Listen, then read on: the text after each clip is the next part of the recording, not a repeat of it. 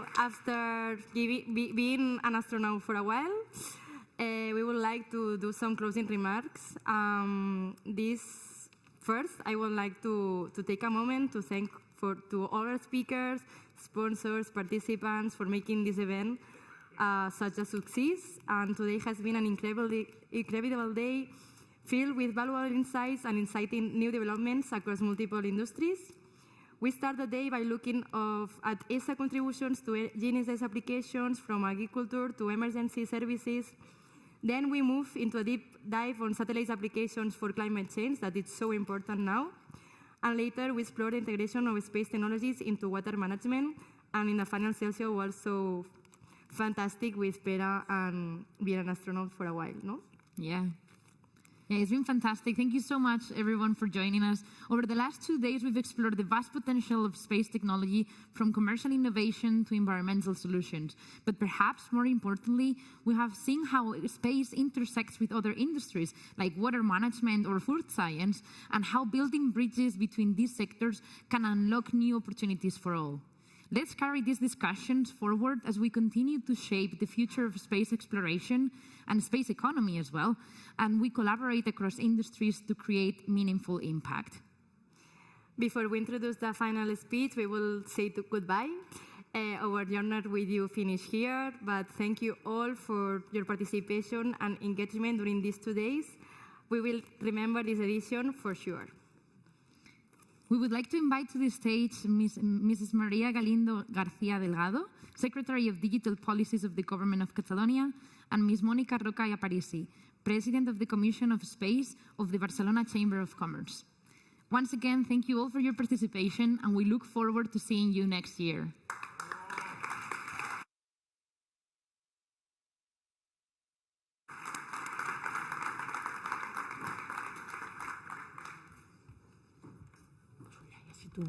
¿Sí?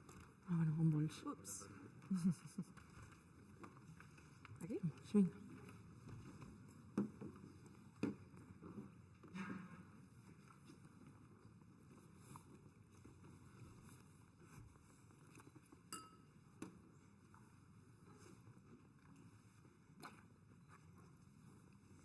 Okay, so shall I go first? Yeah. Okay, great.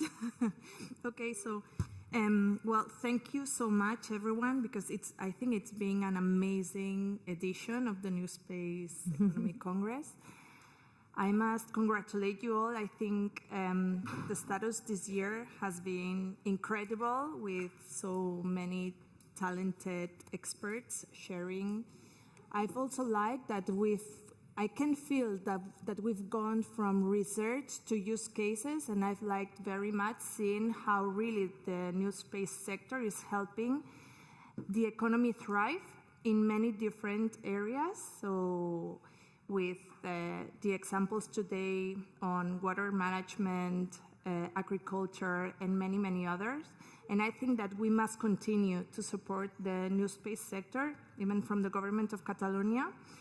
I commit to continue to support the new space sector because it really helps the economy thrive, to be more competitive, and to also continue to attract talent, to develop talent in-house in Catalonia. And we have also different examples, but as well from overseas. I'm taking a lot of homework from these days. I've had the chance to meet many of you and to have bilateral meetings, not just at the regional and with other governments, such as the Scottish government, which I thank again your commitment also to the new space and for coming, but also with companies and with startups.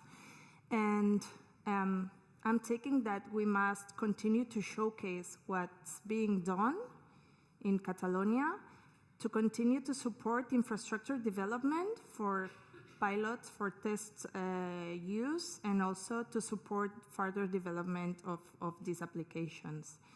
Talent is the other thing that I'm taking home, and we will be working. We need to foster talent in-house, but also ease how we attract talent from other seas, even from outside the EU. And also, I must say that we need to work for more women to be on board of the new space sector. This is something that is a challenge in the ICT sector, in the digital economy, but especially for the new space, we must continue to make sure that a lot of the jobs that are being created, a lot of the opportunities go for women, and I'm very glad to see extremely incredible women, even someone like you, Mònica, that has been in the sector, and I know that will be and for Ipatia and other projects to be there reinforcing the role of women. I just want to say thank you for creating this very amazing Congress. I hope to see you next year. Thank you to the Chamber of Commerce. Thank you, Mònica, also for the role of the Commission on space, on new space. And thanks to the government, ITUCAT, the Institute for Space Studies, and the Institute, the Cartographic Institute of Catalonia, and everyone else in joining us. Great. Yeah, I just need to add my also thank you to all the list of people that you've done, but now I include yourself because representing the government is it's very nice to hear that you are on board and then you will be following all this work that started some time ago. I think you were actually already at the beginning somewhere else, so but within the very seat of this strategy. So it's very good to have you back and continue with this work. I would also like to thank the two moderators, big moderators. They are also two great engineers, so it's very nice that they've been conducting these today's and also people at the backstage, because we wouldn't be hearing anything or having the presentations in the back, and it's a hard work to make all this to work. The rest of people that she's already said, of course, added in my list. What I'll do now is, I think it's fair that we get back to the audience what you've been answering on the questions that we were having in the app, because it's important also for us to understand what the audience thinks and, you know, to build up both the next Congress and also is the needs that we have, the lack of knowledge in some maybe aspects. So yeah, you can go ahead and show the first one, please. Yeah, these are just a few numbers before we go to the question. Oh, thank you. Yeah, sorry, I got this, yeah. So to put a little bit of perspective of how this Congress has been evolving. This is the 5th edition of this event. The first year it was before COVID, and it was like a trial, and it worked well. Second year we had COVID, and we said, what do we do? And we still did it, of course, with not such an audience as in the third year, that it was like a big jump. We went from 1 day to 2 days, and we started Congress, calling it Congress instead of day or whatever it was. And now this year we had 823 registered attendees, which is incredible. I think we have to say that we went over the limit that is actually allowed for the size of the room, but nobody should know this. In the end, of course, we know that the number of participants are never exactly the same number of attendees, but it's still more than 500, which I think it's we need to congratulate all ourselves. 18 nationalities we had. This is space, by the way. When somebody talk about internationalizing companies in space, we don't need to say that, because it's in the way we work. It cannot be otherwise. But still, it's nice to show that we had 18 nationalities, 71 speakers, 18 collaborators, including partners, 5 media. This is a big jump, actually, from 2 media last year. Also nice to mention it, because it means that we people should know what we're doing, and that's why yeah, it's interesting to have media with us. 13 even sponsors, more than 15 hours of conference that will be, they are all recorded, and you can go and have a second look or whatever you missed, it's there. And more than 200 B2Bs. This is an incredible number. And by the way, this is only through the app. So it doesn't include what we've been discussing B2Bs in the back of this room or in the coffee breaks. It's not here, which is probably, we can multiply this by a lot. Now, regarding the questions, in our opinion, what industry is going to benefit the most from global connectivity? And I think there's a clear winner of what we think, and it's transport and logistics. But maybe when we answer these questions, we hadn't had perhaps the very last round table in which we spoke about water management, which was also quite evidence that agriculture can definitely benefit also from this space industry. The second one is, what has been the total amount of private investment in the space sector during the first half of 2024? This is very interesting. I think everybody thinks that the space is more expensive than it actually is. And the most voted one was 25,000 million euros. 45% of the audience voted for this, but it's actually not that much. It's actually 10,000 millions. And just to make, this is the whole world and everything related to space, so including launches, including everything. But there's a couple of comparisons that are worth saying for us to understand. That is, somebody pointed out that the Taylor Swift collected or managed 1,000 million.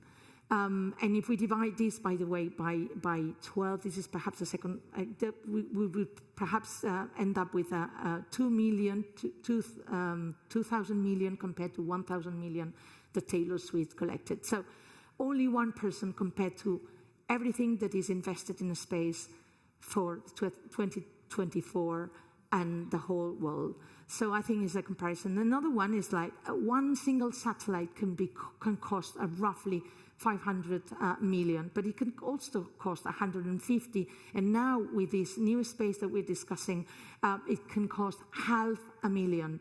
So Neymar transfer was 200 million. So just for you to compare that, a football player costs about a big satellite and many times what a small satellite costs.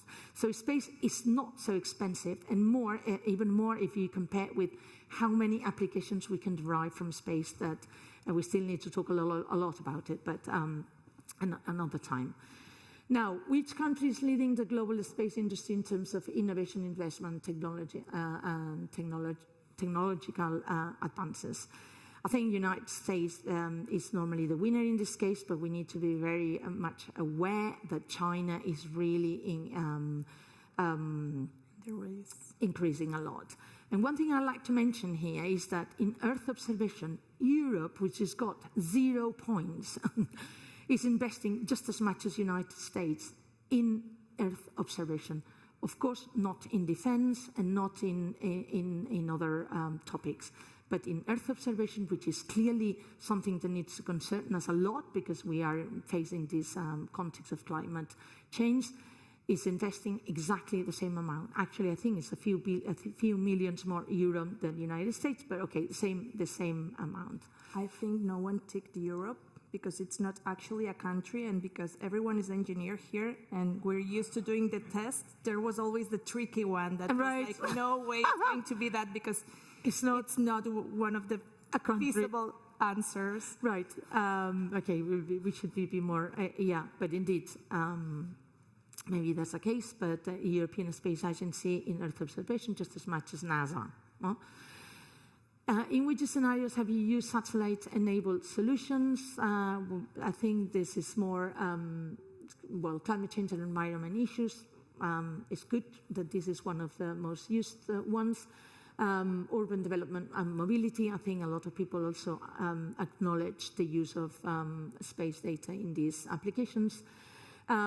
Infrastructure is now becoming quite an important application, in fact, monitoring infrastructure using space data. So this is going to raise soon because it's becoming, and the fact that never use satellite-enabled solutions, we have to manage to get this down on the following next year, let's say.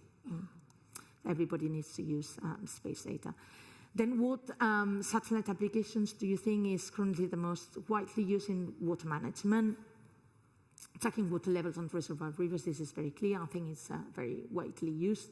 Managing irrigation systems is becoming more and more.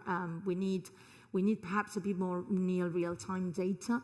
For that, we need to use Copernicus, which is great, but perhaps satellites, space is global, but we have local issues now. So we need small satellites that are dedicated to particular needs. And I think with NewSpace, this concept is very much understood, and this will bring more near real-time data and therefore more managing irrigation systems, for instance, new applications, and water quality monitoring as well. And finally, this is just the list, not listed, but all the logos of the different partners, collaborators, and sponsors of different sorts, so that you have it and understand it. And I think I wanted to give very brief three messages. One to the companies and entrepreneurs: be brave. I think this has been well said in one of the round tables. Be brave. Analyze study well your case, but then be brave, because in the end we need to have some risk to do something interesting. To the users, we need to be able to explain and ask also what the needs are, so that more users are engaged with satellite data. So users, please use the satellite data. It brings a lot to our lives, and it can bring a lot to our companies. We've seen a long list of applications, and we could speak about the applications for many more hours. And finally, a message for the government. I think I don't need to say what I was going to say, because she already said it, and it's very nice to see the government engaged with space. If there is anything that you want to add. No, thank you. Let's see each other next year this time, and let's continue to work over the year. Great. And now we can have a copa de cava back in the patio to celebrate another year of success of this Congress. Thank you very much to everyone. Thank you.